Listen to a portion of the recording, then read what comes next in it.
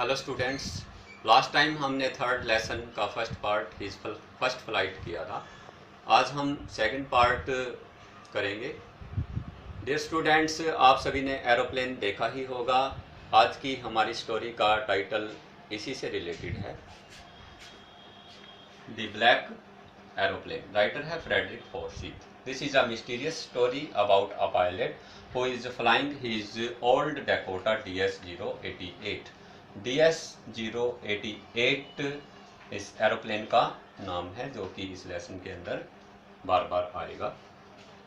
आज हम कुछ टेक्निकल वर्ड्स भी डिस्कस करेंगे जो इस लेसन में आएंगे। Control room. कंट्रोल रूम होता है नियंत्रण कक्ष। कंपास। कंपास दिशा सूचक यंत्र होता है।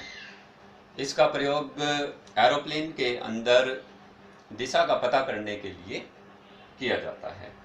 रडार। रडार एक ऐसी प्रणाली होती है जो कि रेडियो तरंगों का प्रयोग करती है। एटमॉस्फेयर के अंदर मौसम संबंधी जो परिवर्तन होते हैं उसके लिए भी रडार का प्रयोग किया जाता है। It's a haunted story. ये एक थोड़ी सी डरावनी कहानी भी है, परंतु इतनी डरावनी भी नहीं है। A haunted story is about to begin. Please don't afraid. So let us start our story. The moon was coming up in the east behind the writer. The stars were shining in the clear sky and there was not even a cloud in the sky. जब writer ने अपने aeroplane को चलाना शुरू किया था तो आकाश में एक भी बादल नहीं था। वह अपने घर पर हॉलीडे और परिवार के साथ समय बिताने के लिए ड्रीम देख रहा था। He checked his watch. It was about 1:30 in the morning. जब उसने घड़ी देखी तो सुबह के 1:30 का समय हो गया था। He thought that he should call Paris control room. He switched on his radio. DS-088 here. Can you hear me? I am on my way to England. उसने कहा कि मैं इंग्लैंड के अपने रास्ते पर हूँ। The voice from the radio immediately answered. DS-088 I can hear you. मैं तुम्हें सुन सकता हूँ। You ought to turn your old Dakota DS-088 up to 12 degrees west. So, the writer checked his map and his compass. Writer ने अपने map को और अपने compass को चेक किया और जो है उसने अपना DS-088 12 डिग्री वेस्ट की तरफ मोड़ लिया। राइटर अपने घर पर जल्दी से पहुंचना चाहता था और वह उस बिग इंग्लिश ब्रेकफास्ट को खाना चाहता था। A good English breakfast. Paris was about 150 kilometre when he saw the clouds. Paris उसके पीछे जो है 150 किलोमीटर की दूरी पर रह गया था जब उसने आकाश के अंदर बादल देखे। Huge clouds, stormy clouds, they were like black mountains. Way black mountains की तरह से थे, बड़े बड़े पर्वतों की तरह से थे।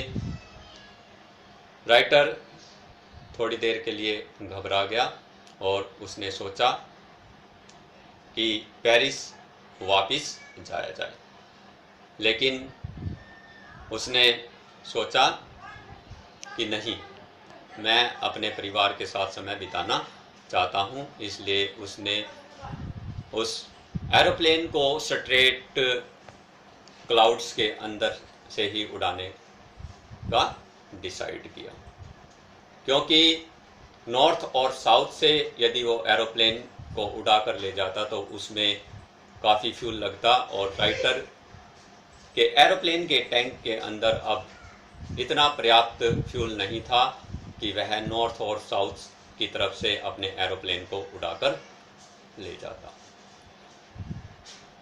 थोड़ी ही देर में क्या हुआ कि उसने अपने रेडियो को स्विच ऑन किया, but it was dead. The compass was also dead. Compass भी डेड हो गया।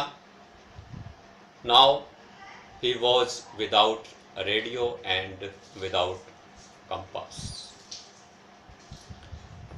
अचानक से उसे उन ब्लैक क्लाउड्स में एक ब्लैक एरोप्लेन दिखाई दिया, जिसके अंदर एक पायलट बैठा हुआ था।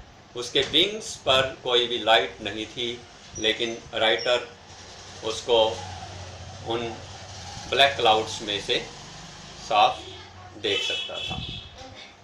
He was wavering his hand. वह अपना हाथ हिला रहा था और राइटर को आइडिया हो गया कि वह जो है उसे अपने पीछे आने के लिए संकेत दे रहा है। जो पायलट ब्लैक एरोप्लेन के अंदर बैठा हुआ था, उसने नॉर्थ की तरफ अपने एरोप्लेन को टर्न किया और राइटर ने भी उसके पीछे पीछे अपने एरोप्लेन को टर्न कर लिया और उसके पीछे पीछे चलने लगा। आधे घंटे तक भी वो ब्लैक एरोप्लेन अभी तक उन बादलों के अंदर संघर्ष कर रहा था और राइटर उस ब्लैक एरोप्लेन वाले पायलट का अनुसरण कर रहा था। अब राइटर के एरोप्लेन के टैंक में इतना ही फ्यूल बचा था कि वह 5 या 10 मिनट तक अपने एरोप्लेन को उड़ा सकता था। राइटर अब क्या देखता है कि 2 स्ट्रेट लाइंस देखता है लाइट्स की। It was runway and airport. अब वो एयरपोर्ट पर पहुंच गया था, बादलों से बाहर आ गया था। राइटर ने पीछे की ओर मुड़कर देखा तो उसे कोई भी ब्लैक एरोप्लेन दिखाई नहीं दिया। राइटर ने अपने एरोप्लेन को लैंड किया और उसे अब क्यूरियोसिटी हुई कि उस ब्लैक एरोप्लेन वाले पायलट के बारे में पता किया जाए, ताकि वह उसको थैंक्स कह सके, जिसने उसे इन स्टॉर्मी क्लाउड से बचाया। वह सीधा कंट्रोल सेंटर पर जाता है और वहाँ एक लेडी से मिलता है। वो उससे पूछता है कि who was the pilot on the black aeroplane. उस ब्लैक एरोप्लेन के अंदर वो पायलट कौन था। शी लाफ्ड, वह हंसी और उसने कहा कि आज रात को आपके एरोप्लेन के सिवाय आकाश के अंदर कोई भी दूसरा एरोप्लेन नहीं था। तो राइटर को अब सरप्राइज होता है कि उन स्टॉर्मी क्लाउड में से उसको बचाने वाला वह पायलट कौन था, जिसने बिना किसी लाइट के, बिना किसी राडार के और बिना किसी कंपास के उसको उन तूफानी बादलों में से बचाया और बचाकर मुझे यहाँ तक लेकर आया। ये राइटर के लिए एक पहेली बनी रही। उसको कभी भी पता नहीं लग पाया कि उस ब्लैक एरोप्लेन के अंदर वो पायलट कौन था।